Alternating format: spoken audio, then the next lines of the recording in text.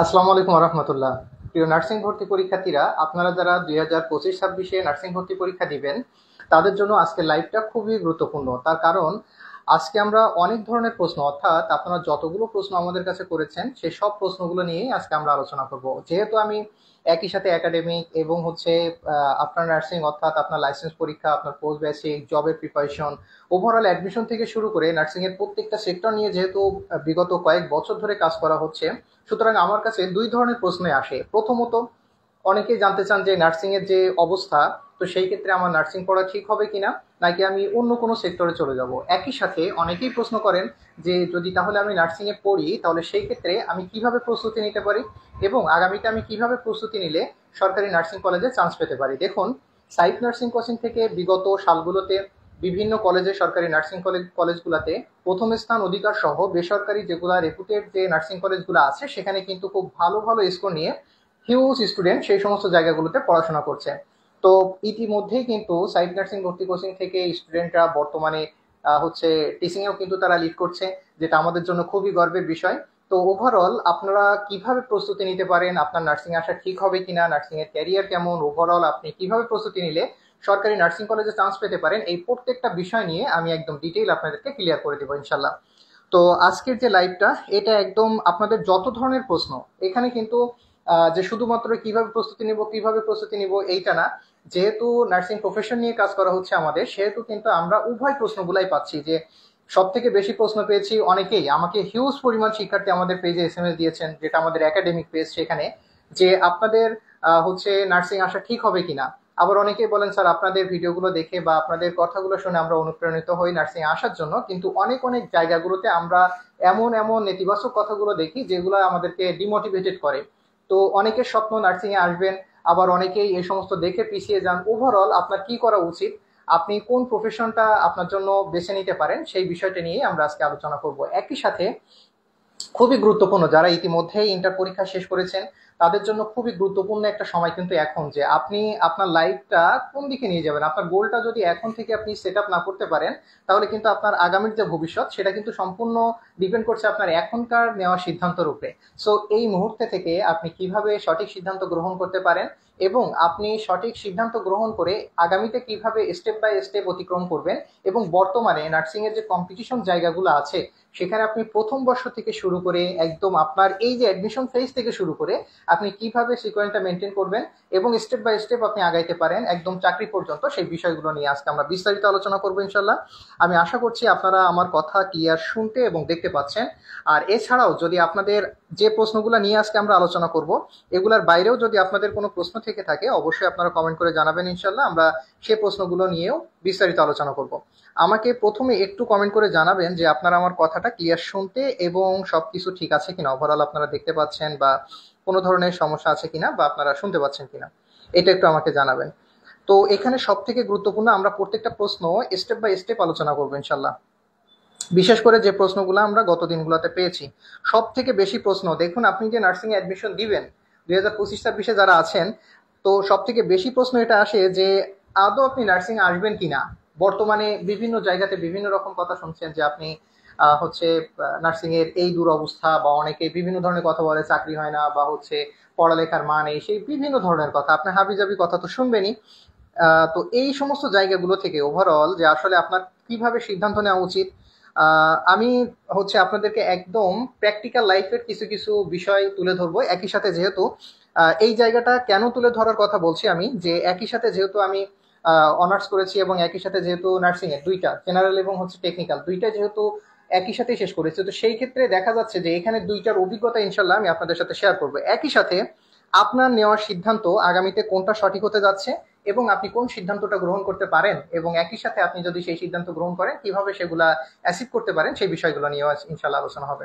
সর্বপ্রথমেই আমাদের যে প্রশ্নটা ছিল সেটা হচ্ছে, প্রথমেই আপনি তো নার্সিং এ অ্যাডমিশন দিবেনই, তো আপনি নার্সিং এ আদৌ অ্যাডমিশন দিবেন কিনা, নার্সিং এ আসা উচিত হবে কিনা, নাকি আপনি জেনারেলে যাবেন, সেটাও কিন্তু এখনই আপনাকে সিলেক্ট করতে হবে। অনেকেই বিভিন্ন ধরনের কনফিউশনে ভোগেন যে আমার কি নার্সিং এ আসা উচিত হবে, আমার কি জেনারেলে যাওয়া উচিত হবে, মানে আপনি কোনটাতে অ্যাডমিশন দিবেন। সর্বপ্রথমেই আপনারা যারা গার্ডিয়ান আছেন, একই সাথে আপনারা এখানে দেখা যাচ্ছে আমার যে সেই 19-এর শেষ থেকে শুরু করা পড়ানো, তো সেই সময় থেকে ইতিমধ্যে আমার যে স্টুডেন্টগুলো তখন ছিল তারা কিন্তু ইতিমধ্যে আরএন হয়ে যাচ্ছে রিসেন্টলি। তো তারাও কিন্তু অলমোস্ট পড়া শেষ করেছে। তো সেই ক্ষেত্রে তাদের যে জুনিয়র আছে বা তাদের সারাউন্ডিং এ যারা আছে, যারা নার্সিং আসতে চাচ্ছে, তাদের কাছে যেগুলো শুনে সবার জন্য কিন্তু খুব ইফেক্টিভ হবে। তো দেখেন, সর্বপ্রথমে যে প্রশ্নটা আসে সেটা হচ্ছে আমি নার্সিং আসবো নাকি নার্সিং আসবো না। এখানে সব থেকে গুরুত্বপূর্ণ বিষয় হচ্ছে, দেখুন আপনার প্রত্যেকের, আমরা আমাদের যে হচ্ছে যে জিনিসটা আমরা ধরে আসি সেটা হচ্ছে চেইন অফ কমান্ডটা এমন হয় আমাদের, যে আমাদের সিনিয়ররা, আমি আমার কথাই বলছি, দেখুন আমাদের যেহেতু প্রত্যন্ত অঞ্চল, তো গ্রামের আমরা হচ্ছে ওইভাবে কিন্তু মানে সঠিক গাইডলাইনটা ওইভাবে আমরা পেয়ে উঠি না, যে আমরা কোন জায়গাতে যাব বা কিভাবে করব। ওই সময় মানে 18-র দিকে বা তার আগে অনলাইনটা এতটা অ্যাভেলেবল ছিল না যে যে কোনো জিনিস মানুষ আগে অনলাইনে সার্চ করবে। তো এইখানে যে জিনিসটা হয়, যে আমরা হচ্ছে আমাদের সিনিয়ররা যেভাবে পড়ছে, ফর এক্সাম্পল যদি আমার বড় ভাই থাকে, বড় বড় বোন থাকে, সে যদি আর্টস নিয়ে পড়ে তাহলে আমিও আর্টস নিয়ে পড়ছি, সে যদি কমার্স নিয়ে পড়ে তো আমিও কমার্স নিয়ে পড়ছি। বিষয়টা অনেকটা এরকম চেইন ধরে আগাইতে হয়েছে, তাই না? তো দেখা যাচ্ছে যে এখন বর্তমান বিষয়টা হচ্ছে যে আপনি প্রথমত যেখান থেকে আসছেন, আপনি কিন্তু এখন বুঝতে পারছেন যে আপনার ওই চেনটা ধরে এখন আপনার কি করা উচিত। সর্বপ্রথমেই এইখানে সব থেকে গুরুত্বপূর্ণ বিষয়, আপনার নিজের একটা গোল সেট করা উচিত সর্বপ্রথমেই, যে আপনি ইন ফিউচার কি হতে চান, আপনি নিজের কোন জায়গায় রাখতে চান, আপনি কোন জায়গাতে নিজেরে দেখতে চান। আপনি যদি ডক্টর হতে চান, মেডিকেলের অ্যাডমিশন নেন। আপনি যদি ইঞ্জিনিয়ার হতে চান, আপনি ইঞ্জিনিয়ারিং অ্যাডমিশন করেন। আপনি যদি ভার্সিটিতে পড়তে চান, আপনি সেটার জন্য অ্যাডমিশন করেন। আপনি ডেন্টালে গেলে সেটার জন্য প্রিপারেশন নেন। আপনি নার্সিং আসতে চাইলে সেইটার জন্য আপনি প্রিপারেশন নেন। ওভারঅল এই কম্পিটিটিভ যে জায়গাটা, এটা কিন্তু সবার জন্যই সমান। কম্পিটিশন কোনোটা থেকে কোনোটা কিন্তু লেস না। আপনি যেটাতে যে ফিল্ডেই যান না কেন, সেই ফিল্ডে আপনার কম্পিটিশন সমান হবে। সুতরাং সর্বপ্রথমেই আপনি আগে সিলেক্ট করেন এক্সাক্ট আপনি কি হইতে চান। অন্যথায় যে জিনিসটা হবে, ফর এক্সাম্পল আমি আজকে আপনাকে খুব সুন্দর করে বুঝালাম যে নার্সিং কিন্তু এই এই ফ্যাসিলিটিস আছে, নার্সিং এই জিনিসগুলো পাবেন আপনি।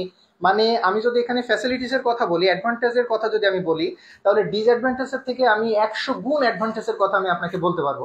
তো এইখানে আলটিমেটলি দেখা যাচ্ছে যে আপনি আফটার 4 ইয়ার, আফটার 3 ইয়ার, আপনি যখন স্টাডি কমপ্লিট করবেন তখন কিন্তু এই সম্পর্কে আপনারও আইডিয়া চলে আসবে। তো তখন আপনার মনে হবে যে আমি ওনার কাছ থেকে শুনছিলাম, উনি আমারে ধরে নিয়ে আসছে, আমার এই জায়গায় ফেলাইছে, না হইলে আমি এই দিকে যাইতাম।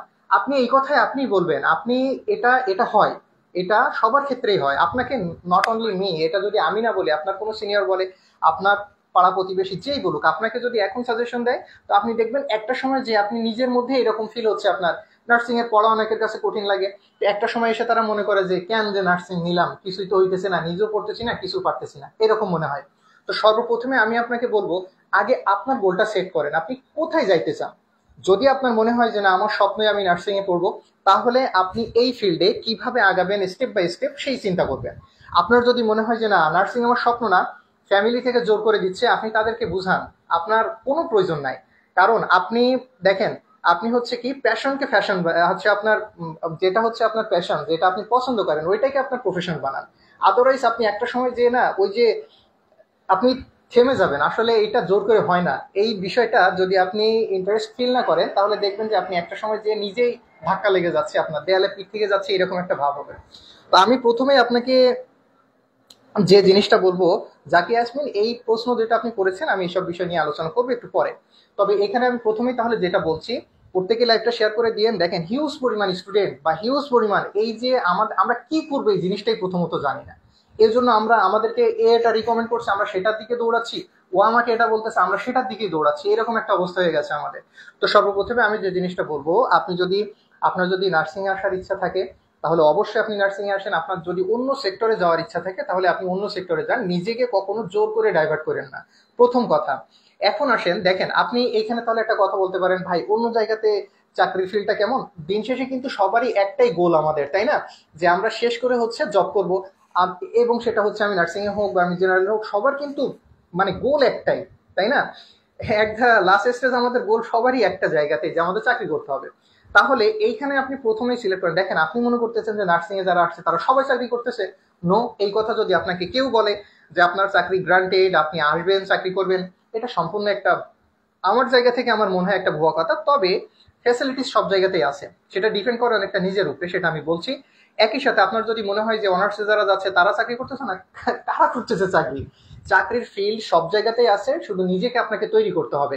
এই জন্য আপনি সর্বপ্রথমেই আগে নিজেকে ভাবুন, আপনি নিজে চিন্তা করুন যে আপনি এক্সাক্ট কি করতে চান।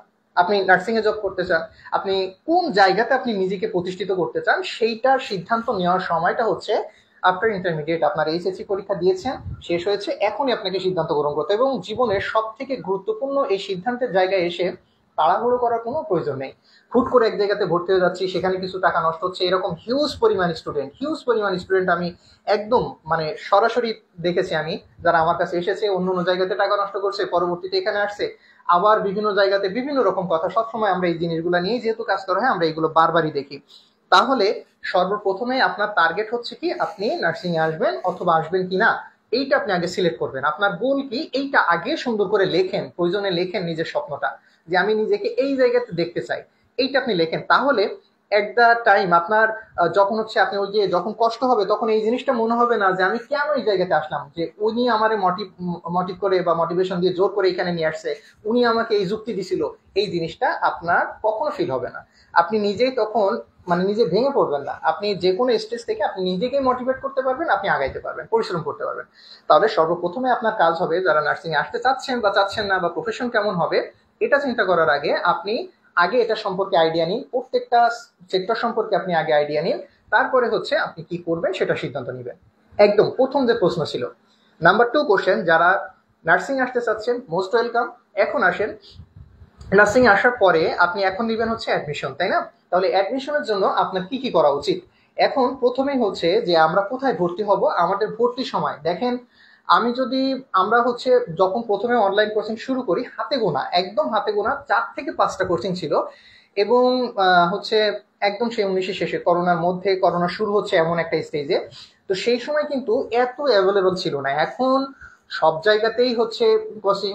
Very good. এটা কিন্তু যত বেশি প্রতিষ্ঠান হবে তত বেশি কম্পিটিশন হবে। আমরা অনেকেই বলি এই কোচিং করছে, ও কোচিং করছে। কোচিং এত কি দরকার ভাই? কোচিং দরকার যখন আপনি প্রোডাক্টিভ কোনো কিছু পাইতে যাবেন। আপনার যদি কম্পিটিটর না থাকে তাহলে আপনার প্রোডাক্টিভ কিছু পাবেন না।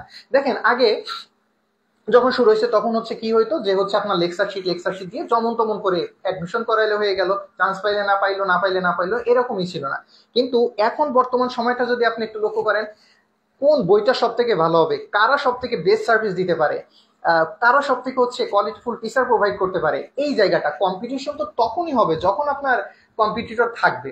তাহলে কোচিং যখন যখন এখন অনেক অনেক কোচিং, সেরকম কিন্তু আপনি এখন বেস্ট সার্ভিসটাই পাবেন। তাহলে আপনাকে প্রথমেই একটু ঠান্ডা মাথায় চিন্তা করতে হবে, জাঁকজমক কোনো অ্যাডভার্টাইজ না। দেখেন আমি সবসময় একটা জিনিস বলে, আমি তো ইভেন আগামীতে আমি কোনো স্টুডেন্ট চান্স পাইলো কি না পাইলো, জাস্ট আমরা এটাও উল্লেখ করবো না। কারণ হচ্ছে আমি একটা কথা সবসময় বলি, আপনি কি আমার কাছে পড়তে আসছেন নাকি আমার স্টুডেন্ট দেখতে আসছেন? একটা জায়গাতে ঠিক এরকম একটা আমার অফলাইনের একটা অভিজ্ঞতা আমি আপনাদের ছোট্ট করে সব এই কথাগুলো ডিটেল না বললে আপনি বুঝতে পারবেন না, আপনার সিদ্ধান্ত নিতে অনেক সমস্যা হবে। দেখেন অনেকে আশা হচ্ছে যে আমি ধরেন ফেক কিছু ছবি লাগালাম, যে আপনারা দেখবেন যে যে ফার্স্ট হয়, এটা আমাকে বলতে হবে না, আপনারা দেখে আসতেছেন যে মেডিকেলে ফার্স্ট হচ্ছে, যে ডেন্টালে ফার্স্ট হচ্ছে, যে নার্সিং এ ফার্স্ট হচ্ছে, যে ভার্সিটিতে ফার্স্ট হচ্ছে, সে মিনিমাম 20টা কোচিং তাকে নিয়ে অ্যাড দিচ্ছে। তার মানে সেই স্টুডেন্ট 20টা জায়গাতে পড়ছে? কখনোই সম্ভব না। ওই স্টুডেন্ট যদি 20টা জায়গায় পড়তেই যাবে, তাহলে তো 24 ঘন্টায় শুধু সবই কোচিং এ দৌড়াইতে হবে। এটা কখনোই সম্ভব না। একটা অ্যাডমিশন স্টুডেন্টের সব থেকে বেশি প্রয়োজন তার নিজেকে সময় দেওয়া, সঠিক গাইডলাইনে থেকে সঠিকভাবে একটা হচ্ছে নির্দেশনা মেনে চলে তাকে বেশি বেশি পড়তে হবে। এটা কিন্তু তার সব থেকে বেশি গুরুত্বপূর্ণ। তো যে ফার্স্ট হয় ভাই, এটা আপনি মনে করেন 10 জায়গায় দৌড়াইছে, আপনি দেখেন 10 জায়গায় দৌড়ানোর পরিবর্তে ও 10 মিনিটের বেশি পড়ালেখাতে সময় দিচ্ছে।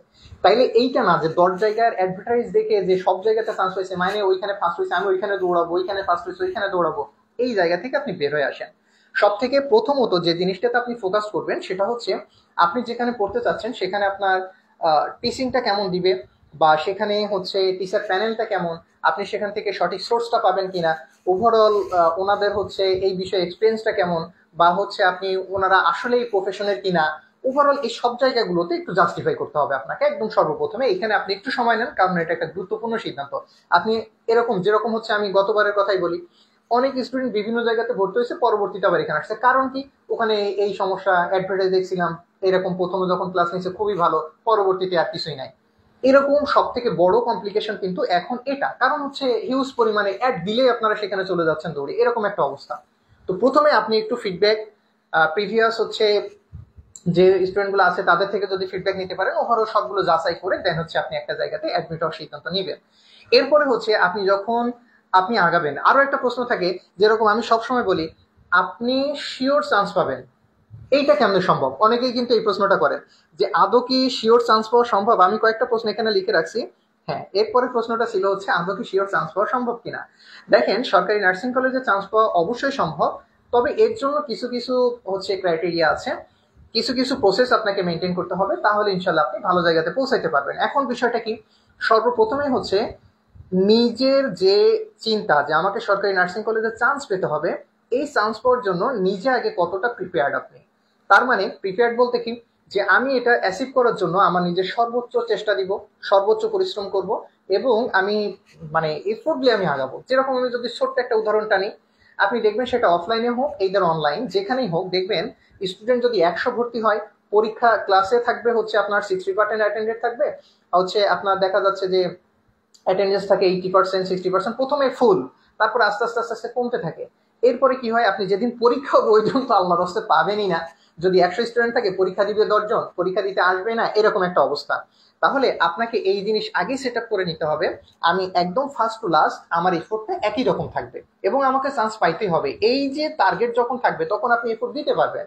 তাইলে আপনার জন্য এটা না হয় যে আপনি অনলাইন জগতে আসলেন, অনলাইনে কোচিং করতেছেন বা অফলাইনে কোচিং করতেছেন, সেখানে যে বন্ধু বান্ধব তৈরি হচ্ছে, অনলাইনে এসে নানান রকম জিনিস দেখতেছেন, তো আপনি সেইগুলোর প্রতি যেন নিজেকে হচ্ছে সেই দিকে যেন নিজেকে অ্যাট্রাক্টিভ করে ফেলেন না। কারণ হচ্ছে রিমেম্বার ওয়ান থিং, আমি একটা ছোট্ট উদাহরণ যদি টানি, আপনারা এই প্রফেসরের গল্প অবশ্যই শুনবেন, যে একজন প্রফেসর থেকে অনেকগুলো স্টুডেন্ট, উনি ওনার হচ্ছে যখন টিচিং লাইফে ছিলেন বা ওনার প্রফেশনাল লাইফে অনেক স্টুডেন্ট বের হয়েছে। তো সবাই একটা সময় হচ্ছে ভালো ভালো স্টেজে পৌঁছায়।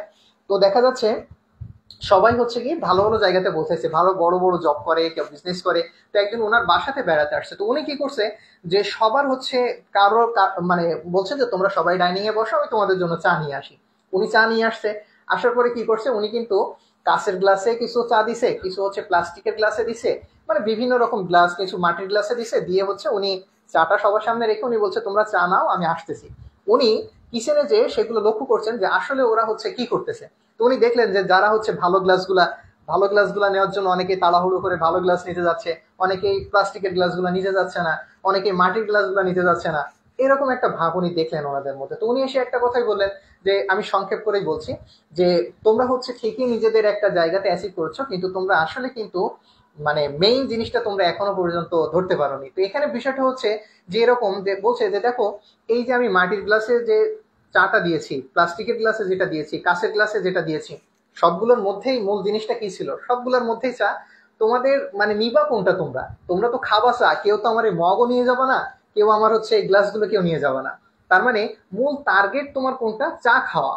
হ্যাঁ হ্যাঁ, তো মূল টার্গেট বাদ দিয়ে তোমরা কেউ গ্লাস বাঁচতেছো, কেউ মগ বাঁচতেছো, এটা করতেছো। তো অনেকটা আমাদের মূল টার্গেট হচ্ছে সরকারি নার্সিং কলেজে চান্স পাওয়া। আমরা এসে কি করতেছি, যে আমরা মানে বিভিন্ন দিকে অ্যাট্রাকটিভ হয়ে যাচ্ছি, বিভিন্ন ফ্রেন্ড বানানোর জন্য, বিভিন্ন ফেসবুকে স্ক্রলিং করা, এই সমস্ত জায়গাতে কিন্তু আমরা আস্তে আস্তে অ্যাট্রাকটিভ হয়ে যাচ্ছি। তো এই জায়গা থেকে বের হয়ে এসে আপনার মূল লক্ষ্য যেটা, সেটার উপরে ফোকাস রেখে নিজেকে আগাইতে হবে। ঠিক আছে, এটা। এরপরে হচ্ছে সব থেকে গুরুত্বপূর্ণ একটা বিষয়, দেখেন আমি বারবারই বলছি যে শিওর আপনি চান্স পাবেন।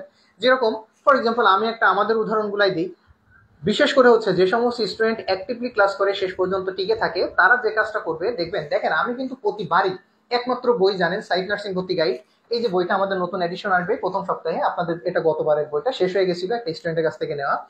আমাদের বই এমনিতে স্টক আউট হয়ে যায়, এটা সবাই জানে। তো এটা হচ্ছে বাংলাদেশের একমাত্র মূল বই ভিত্তিক বই, টেকনিক বেস বই, এবং একমাত্র বই যেখান থেকে প্রতিবার নার্সিং ভর্তি পরীক্ষার পরে 80+ কোশ্চেন হুবহু বই থেকে যে কমন আসে, এটা আপনাদের দেখিয়ে দেওয়া হয়। এখন এইটা কেমনে হয়, দেখেন প্রত্যেকটা টপিক সিলেক্টেড, আপনার সাবজেক্ট সিলেক্টেড। তো এখানে তো টপিক সাবজেক্টের বাইরে আপনার প্রশ্নকর্তা কখনোই প্রশ্ন করবেন না। তাহলে আপনি যখন এটা আগে থেকেই জানেন, তাহলে কোন টপিকের মধ্যে ইম্পর্টেন্ট কোন জিনিসগুলো পড়তে হবে, কিভাবে আপনাকে প্রস্তুতি নিতে হবে, এটা যদি আপনি আগে থেকে জানেন, আপনি 80% প্রশ্ন হুবহু আপনার বই থেকে কমন পারছেন, টিচারদের লেকচার থেকে কমন পারছেন, আপনি পরীক্ষা দিয়ে নিজেকে যাচাই করতেছেন। তাহলে আপনি যদি আপনি নিজেই বলেন, আপনি পরীক্ষা দিয়ে নিজেকে যাচাই করে প্রশ্ন সবই কমন পেয়ে আপনি কি পরীক্ষার হলে সঠিকটা দিয়ে আসতে পারবেন না? 100% দিয়ে আসতে পারবেন। তাহলে আপনি যদি 100% 80+ মার্ক আপনি উঠাইতে পারেন, তাহলে আপনি কেন চান্স পাবেন না? এই প্রশ্নটা আপনার কাছে থাকলো। ঠিক আছে, আচ্ছা, তাহলে তাহলে আপনি এটাও বুঝলেন যে আপনি অবশ্যই চান্স পেতে পারেন যদি আপনি সঠিক গাইডলাইনে সঠিকভাবে আগান। ওয়েল, এরপরে চলে আসেন আমাদের পরের যে প্রশ্নটা থাকে সব থেকে বেশি, সেটা হচ্ছে কতগুলো বই পড়তে হবে।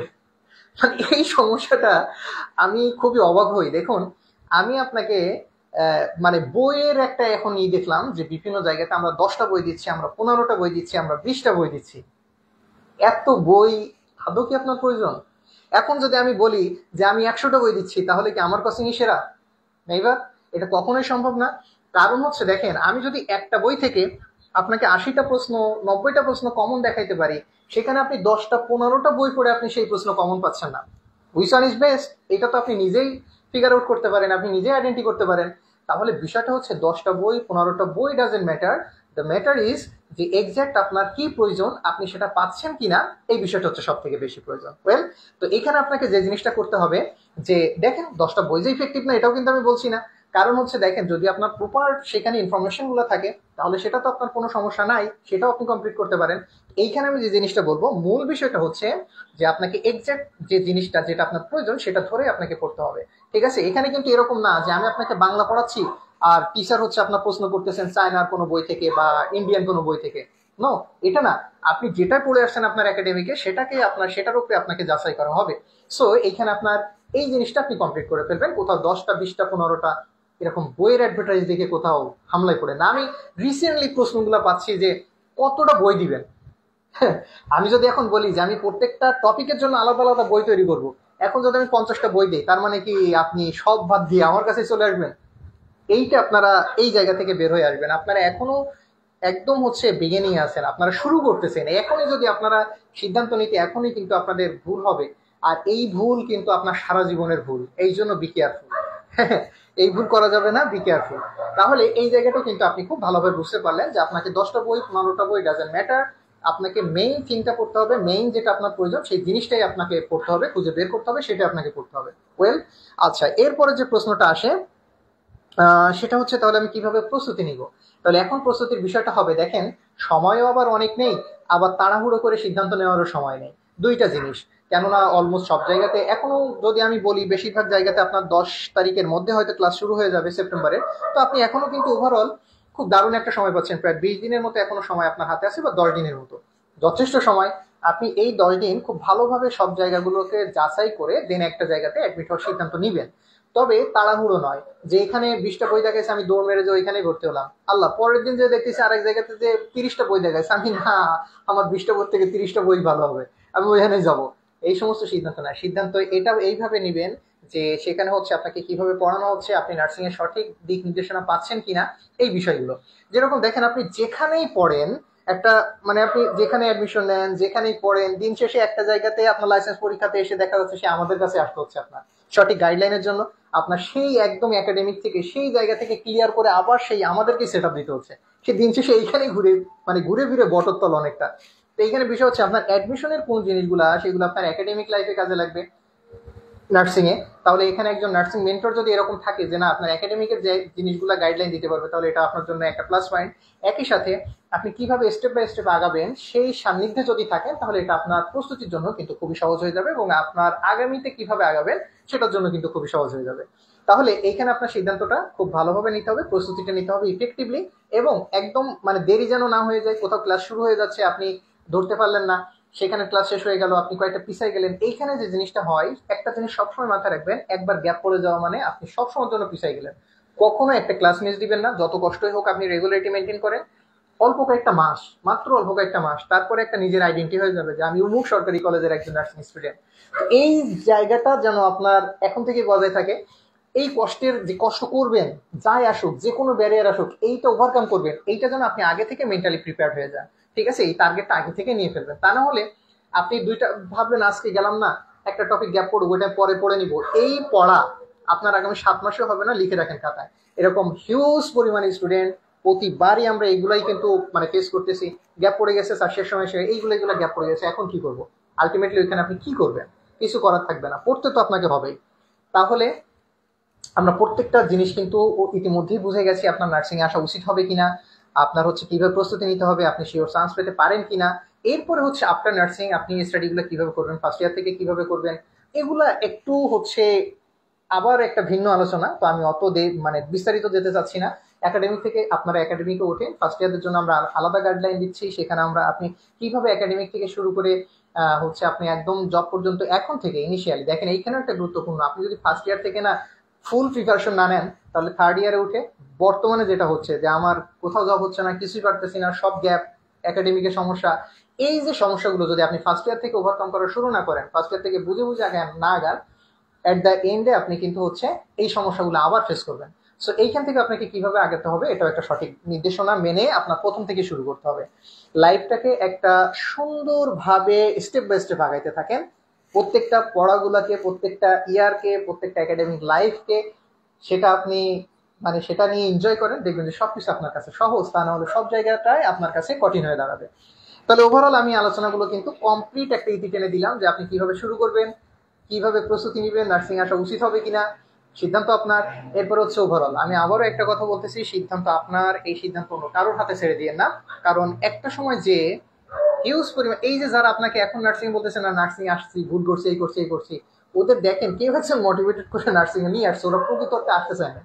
তো এইখানে যে জিনিসটা হয় যে হয় ওরা, এবং ওরা আসতে চাইছে কিন্তু ওরা আগামীতে কি করবে এই জিনিসটা বুঝে আসে না, যার কারণে এই সময় এসে ওদের কাছে আর এটা ভালো লাগতেছে না, এই জন্য এই জায়গা থেকে মানে কি করবো না করবো। দেখেন একজন যখন নার্সিং থেকে চাকরি পায়, সরকারি চাকরি পায়, সে কি কখনোই বলে যে আমি নার্সিং এসে ভুল করছি? একজন যখন জেনারেল থেকে একটা সরকারি গভর্নমেন্ট জব পায় তখন কি সে কখনোই বলে আমি জেনারেল পড়ালেখা করে ভুল করছি? দেখেন অনেকেই বলতেছে অনার্স মাস্টার্স করে কি করলাম, ওর থেকে বাবের জমি আগে থেকে কৃষি চাষাবাদ করা করলে ভালো হইতো। ওই যদি চাকরি পাইতো সরকারি চাকরি, ও কখনোই বলতো যে না আমি পড়ালেখা করে ভুল করছি? কেউ কখনোই এটা বলতো না। মূল কথা হচ্ছে আপনি নিজেকে ডেভেলপ করেন, নিজে কি চান, নিজের স্বপ্নের জায়গায় নিজে পৌঁছান। সেটা হইতে পারে আপনার কৃষি, সেটা হইতে পারে আপনার মৎস্য চাষ, সেটা হইতে পারে আপনার সরকারি চাকরি, সেটা হইতে পারে আপনার নিজের কোনো প্রতিষ্ঠান, সেটা হইতে পারে আপনি নিজে কোনো উদ্যোক্তা। সম্পূর্ণ ডিপেন্ড করে আপনার উপরে। মানুষ প্রত্যেকটা জায়গা থেকেই নিজের যে স্বপ্ন সেই জায়গাতে উঠতে পারলেই মানুষ সফল। এইটা সরকারি চাকরির সাথে গণ্ডির মধ্যে আওতাবদ্ধ না, এটা হচ্ছে অন্য কিছুর মধ্যে না। নিজের ফ্রিডম, নিজে কি করব, নিজে কোন জায়গাতে দেখতে চাই, নিজে কোন জায়গাতে প্রতিষ্ঠিত হতে চাই, এটা সম্পূর্ণ নিজের উপরে। তাহলে আমরা টোটাল এই জায়গাগুলো কিন্তু বুঝে ফেললাম। এখন আমি আপনাদের কমেন্টগুলো ক্লিয়ার করে দিচ্ছি। জাকি ইয়াসমিন লিখেছিলেন, ভাইয়া আমি কি নার্সিং এবং অনার্স একসাথে করতে পারবো?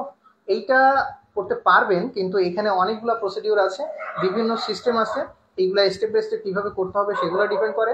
একই সাথে আমি দুইটা একসাথে এখন রিকমেন্ড অনেকটা করব না, তার কারণ হচ্ছে পরীক্ষাগুলো একই সময় হলে আপনি কোন দিকে যাবেন। সো এটা আপনি বুঝতে পারতেছেন, পড়া কিন্তু কোনোটা থেকে কোনোটাতে কম না। ভাই একটাই লক্ষ্য, নার্সিং শেষ করব, বাইরের দেশে যাব। এখন বাইরের দেশে যাওয়ার জন্য কেমন টাকা লাগবে, পড়াশোনার দিকটা কেমন থাকা লাগবে, এগুলো একটু বুঝাই দিবেন। এইখানে আমি প্রথমে আপনাকে বলবো যে আপনি আপনি কিন্তু এখনো নার্সিং আসার আগে চিন্তা করতেছেন, মানে আপনি একতলায় ওঠার আগে চিন্তা করতেছেন 10 তলায় কিভাবে উঠবো। আপনাকে আগে বুঝতে হবে যে স্টেপ বাই স্টেপ আমি কিভাবে আগাবো। তাহলে এখানে এটা হচ্ছে একটা লম্বা প্রসিডিউর। যেমন হচ্ছে আপনার একাডেমিকে কিভাবে আপনি আগাবেন, সব থেকে বড় বিষয়টা হচ্ছে এনভায়রনমেন্ট। আপনি প্রথম এনভায়রনমেন্টটা ক্রিয়েট করেন। যেমন হচ্ছে আপনি আগে নিজে সরকারি কোনো একটা ভালো জায়গাতে চান্স পান, বা ভালো জায়গাতে নিজেকে আগে নিয়ে যান। আপনি চান্স পাওয়ার যে প্রসেস এইটাকে আপনি মেনটেন করেন। এখন আপনার মানে খাওয়ার আগে ঘুমানোর চিন্তা করার প্রয়োজন নাই। আমি প্রথমে যেটা বলবো, হ্যাঁ যাওয়ার অনেক সিস্টেম আছে। আপনি কোন দেশে যেতে চান, এক এক দেশ ভেদে এক এক রকম। আপনি হচ্ছে কিসের জন্য কোন পারপাসে যেতে চান সেটার উপরে ডিপেন্ড করবে আপনার প্রস্তুতি। এরপরে হচ্ছে আপনি কোনটাতে যেতে চান, আপনি ডিপ্লোমা নার্সিং কমপ্লিট করলেন, আপনি ব্যাচেলারের জন্য যেতে চান, ব্যাচেলার কমপ্লিট করলেন, আপনি হায়ার এডুকেশনের জন্য যেতে চান, আপনি জব পারপাসে যেতে চান, কি এক্সাক্ট এইখানে আপনি দেশের বাইরে চলে যাবো মানে আপনি এমনি যাইতে পারেন, নার্সিং এ কেন আসতে হবে? আপনি কোন একটা হচ্ছে কি কারণে যেতে চান সেটাকে ফিক্স করেন। এরপরে যদি আপনি হচ্ছে অনার্স করার জন্য যেতে চান, আপনি গ্রাজুয়েশনের জন্য অ্যাপ্লাই করেন, এখনই যেতে পারবেন। নার্সিং এখানের জন্য নার্সিং আসতে হবে এরকম কোনো কথা নেই। সুতরাং আপনি যদি নার্সিং এ এসে তারপরে যেতে চান তাহলে আগে নিজেকে সেই জায়গায় ভালোভাবে প্রতিষ্ঠিত করুন। অথবা আপনি নার্সিং এ আসলেন, পড়ালেখা কিছুই করলেন না, খালি ফেলের উপরে ফেল মারতেই আছেন, সাপ্লি দিতে দিতে ইয়াল্লস দিতে দিতে আপনার জীবনই শেষ, বুড়ি হয়ে যাচ্ছেন, বাচ্চা কাচ্চা হয়ে যাচ্ছে, আপনি বিদেশ যাবেন কেমনে? এখানে আগে নিজের ফার্স্ট স্টেজে চলে আসুন। লক্ষ্য সিলেক্ট করার আগে জানা তো দরকার যে অনার্স কেমন বেনিফিট আর নার্সিং এ কেমন বেনিফিট। তাহলে আপনাকে এইটাই তো আপনার কাজ। আপনি তাড়াহুড়ো না করে আপনি আগে নার্সিং এর বেনিফিটস গুলো আপনি আগে ফাইন্ড আউট করেন, আপনি অনার্স এর বেনিফিটস গুলো ফাইন্ড আউট করেন। ওভারঅল এইগুলো আপনাকে খুঁজে বের করতে হবে। এখানে তো এরকম না যে এখানে আপনার বাড়িতে যে দুইজন স্পেশালিস্ট সারাদিন বুঝাবে তুমি এইদিকে আসো, তুমি এইদিকে আসো। এখন এইটা তো আমরাই করব, এটা তো আমাদের মতো মানুষরাই করবে, যে দিনরাত আপনাকে বলতেছে না যে নার্সিং আসো, নার্সিং এ একবারে সোনার হরিণ নিয়ে রেডি আছে, তুমি আশীর্বাদ দিয়ে দিব, তুমি আশীর্বাদ দিয়ে দিব। অনেক কলেজও আপনাকে এইভাবে ভর্তি করায় না, যে তুমি আমাদের কলেজে ভর্তি হওয়া, চাকরি নিয়ে বের হওয়া, আলটিমেটলি দিন শেষে প্লেসমেন্টে যেতে পারতেছে না, তাই না? এইগুলো হচ্ছে মুখরোচক বিজ্ঞাপন। এইগুলো বাদ দিয়ে ইফেক্টিভ কি হইতে পারেন এইটা তো আপনি নিজেই জানতে পারেন। দেখেন আপনি সারাউন্ডিং এ বা হচ্ছে আপনি নার্সিং থেকে কারা কোন জায়গাতে পৌঁছাচ্ছে, অনার্স থেকে কারা কোন জায়গাতে পৌঁছাচ্ছে, আপনার লক্ষ্য কি, সেইভাবে আপনি আগাবেন। ওকে, এরপরে হচ্ছে বইয়ের দাম। আমাদের বইগুলো আমরা কখনোই বাইরে সেল করি না, এগুলো হচ্ছে শুধুমাত্র আমাদের কোচিং এর যে স্টুডেন্ট তাদেরকে আমরা ফ্রিতে দিই। এবং আমাদের এইখানে হচ্ছে টোটাল আমাদের যে হচ্ছে 6, অর্থাৎ এটা আমাদের ষষ্ঠ ব্যাচ, আমরা সেকেন্ড টাইমের ব্যাচগুলো কাউন্ট করি না, ওগুলো একটাতেই কাউন্ট করি। অর্থাৎ আমাদের হচ্ছে টোটাল যদি আপনি ধরেন সেকেন্ড টাইম ধরে, তাহলে 12টা ব্যাচ যাবে, তবে আমরা 6টা ব্যাচ, ঠিক আছে। ক্র্যাশ কোর্স 6 এ যেটা আমাদের এখন যে 26-এর জন্য ফার্স্ট টাইমারদের জন্য যেটাতে ভর্তি চলছে, সেখানে 140 প্লাস লাইভ ক্লাস হবে, টেস্ট পরীক্ষা হবে, পূর্ণাঙ্গ মডেল টেস্ট হবে, প্রতি সপ্তাহে model test, OMR sheet, class recording. Overall বেশি কিছু লাগে না ভাই নার্সিং এ চান্স পাইতে। শুধু মানে আপনার 20টা বই লাগে না, 10টা বই লাগে না, আপনার সঠিক গাইডলাইন, নিজের এফোর্ট, সব থেকে নিজের বেশি পড়া, প্রশ্ন কোথা থেকে আসবে এইগুলো জানা, এইগুলো যদি আপনি জানতে পারেন, সঠিক গাইডলাইনে যদি আপনি বেস্ট এফোর্টটা নিজে বেশি বেশি পড়তে পারেন, নিজেকে বেশি বেশি যাচাই করে প্রিপেয়ার করতে পারেন, তাহলে আর কি লাগে আপনার, কিছুই লাগে না। ওকে, তাহলে আশা করছি যে আপনারা যারা নার্সিং এ ভর্তি পরীক্ষা দিতে যাচ্ছেন, সর্বপ্রথমে আগে আপনি সিলেক্ট করুন যে নার্সিং আসা আপনার উচিত হবে কিনা, আপনার একটা গোল কিনা। ওভারঅল এই প্রশ্নগুলো আমার কাছে 2 ধরনের প্রশ্ন এসেছিল সব থেকে বেশি, যে আমি হচ্ছে নার্সিং এ আসবো, প্রফেশনে আসবো কিনা, এবং আসলে জীবনে মানে কোনো ঝামেলায় পড়বো কিনা, বা একটা সময় ওই যে সবার মতো, সবার মতো বলবো না, মানে স্পেসিফিক কিছু কিছু মানুষের মতো আমারও মনে হবে কিনা যে আমি এসে ভুল করলাম। আপনি এরকম হিউজ আপনার সারাউন্ডিং এ, আপনার এলাকাতেই দেখেন যে এরকম 20 জন মানুষ আছে যারা হচ্ছে অনার্স মাস্টার্স করে বসে আছে, তাহলে আপনি কি বলবেন যে জেনারেল সাইডে আসবো না? কেন জেনারেল সাইড থেকে মানে ভালো ভালো জায়গা থেকে পৌঁছাচ্ছে না? যত গভর্নমেন্ট জব, কত সার্কুলার, কত সার্কুলার, কত সার্কুলার, কারা পাচ্ছে? নিজেকে যে তৈরি করতে পারছে, নিজে যে ওইটার জন্য যে প্রিপেয়ার করতে পারছে, সে কিন্তু ওই জায়গাতে পৌঁছাচ্ছে। সো আপনার এইখানে ডিপেন্ড করে সম্পূর্ণ, মানে এইখানে হচ্ছে আমি যে জিনিসটা বলি যে এইখানে হচ্ছে আপনার নিজেকে হচ্ছে তৈরি করার উপরে অনেকটা ডিপেন্ড করে, ঠিক আছে, নিজের দক্ষতার উপরে ডিপেন্ড করে, নিজের পড়াশোনার উপরে ডিপেন্ড করে, অনেক কিছু, সবকিছু মিলিয়ে একটা কাইন্ড অফ হচ্ছে মিক্সড। হ্যাঁ, এখানে সবকিছু মিক্সড করে দেন হচ্ছে আপনার একটা ফলাফল। তো এই জন্য হচ্ছে আমি আপনাকে বলবো একদম প্রথম থেকেই যারা নার্সিং এ ভর্তি পরীক্ষার জন্য প্রস্তুতি নিচ্ছেন, আগে সম্পূর্ণ জেনে শুনে সুন্দরভাবে একদম স্টেপ বাই স্টেপ আপনি প্রস্তুতি গ্রহণ করুন। ইনশাল্লাহ সরকারি নার্সিং কলেজে চান্স পাওয়া, আমি বারবারই বলছি, অত কঠিন না। কারণ দেখেন আপনি এইখানে আবার একটা উদাহরণ দেওয়া যায় যে প্রতিবারই এ প্লাস পাচ্ছে কত লক্ষ, 1,30,000, 40,000, হিউজ পরিমাণ স্টুডেন্ট এ প্লাস পাচ্ছে। তার মানে কি তারা মেধাবী না? 100% সবাই মেধাবী। এরপরে দেখেন মানে জিপিএ 4 পয়েন্ট সামথিং পাচ্ছে, এরকম এরকম এরকম এরকম রেজাল্ট আছে সবার। এইখানে বিষয়টা হচ্ছে যে টোটাল আমাদের গভর্নমেন্টের সিট কতটা, যদি আপনি মেডিকেল, ডেন্টাল, নার্সিং সবকিছু মিলান, ওভারঅল সরকারিতে টোটাল আপনি সবকিছু মিলিয়ে সামথিং 46, মানে এখানে 46,000 হতে পারে এরকম। তাহলে ধরেন আমি 50,000ই ধরে নিলাম ওভারঅল, যে টোটাল সরকারি যত যা আছে সবকিছু মিলিয়ে 50,000 সিট আছে সরকারিভাবে পড়ার জন্য। আর আমরা এ প্লাস পাচ্ছি কতগুলা, 1,20,000। তার মানে এখানে কি 1,20,000 সবাই চান্স পাবে? কখনোই না। আপনার এই যে 50,000 পাচ্ছে চান্স, এর মধ্যে কি জিপিএ 4 পয়েন্ট সামথিং নাই? 100% আছে। তার মানে যারা এ প্লাস পাইছিল তারা কি মেধাবী না? আবার যারা জিপিএ 4 পয়েন্ট পাইছে তারা কি মেধাবী না? একদম ডিপেন্ড করে না, সম্পূর্ণ ডিপেন্ড করতেছে আপনি নিজেকে কিভাবে তৈরি করতেছেন সেটার উপরে, আপনার প্রস্তুতি কেমন হচ্ছে, আপনি কিভাবে আগামীতে আগাচ্ছেন সেগুলোর উপরে। সো নিজেকে, অনেকের পরীক্ষা কিন্তু এবার খুবই খারাপ হয়েছে, তো আপনার এখন থেকে সিদ্ধান্ত নিতে হবে যে আমার এখন কিন্তু দেখেন পরীক্ষাতে যদি আমরা সবাই খারাপ করি, পরীক্ষা আপনার একা খারাপ হয় নাই, সবার খারাপ হয়েছে, দ্যাটস মিন তাহলে আমাকে এখন অ্যাডমিশন এসে ভালো করতে হবে, তাইলে আমি ওদের থেকে আগে থাকতে পারবো। তো আপনি যদি রেজাল্ট খারাপ হবে বা এই সমস্যা হতে পারে, ওই সমস্যা হতে পারে, যদি নিজেকে এইভাবে টান দিয়ে পিছের দিকে ধরে রাখেন, তাহলে আপনার ওই জায়গা থেকে যে আগে এসে যে না আমার যেটা হয়েছে হয়েছে, আমি এখন ভালোভাবে প্রিপারেশন নিব, তাহলে সে আপনার থেকে আগে থাকবে। খুব কমন বিষয়, এগুলো খুবই সিম্পল বিষয়।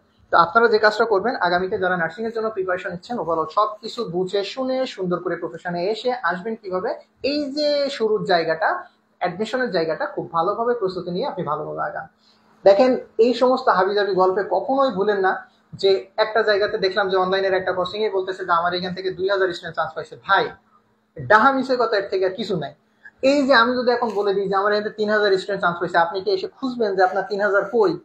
না, এইগুলো একটা জাস্ট হচ্ছে মুখরোচক জিনিস আপনাদের সামনে তুলে দেওয়া হয়, এগুলো কখনোই বাস্তবে এই সমস্ত ভুয়া জিনিসের এইগুলোতে আর মনে করবেন যে আপনার ঝামেলা আছে। মানে এইটা বিষয়টা এরকম না যে আপনার এইগুলা আসলে কি বলবো, যাই হোক। তো আপনারা এগুলো বোঝেন, আপনি পড়ার উপরে ফোকাস করে কোথাও আপনি আগাবেন, ঠিক আছে? আপনাকে পড়তে হবে। আপনি ক্রসিং এ যে সারাদিন ওই ছবি ঝুলানো থাকবে, ছবি দেখে বসে বসে বাড়ি যাবেন, বিষয়টা কিন্তু এটা না। আপনি আসছেন পড়তে, আপনি কি নিবেন সেটাই ডিপেন্ড করবে আপনার, আপনি কোন জায়গাতে যাবেন না যাবেন।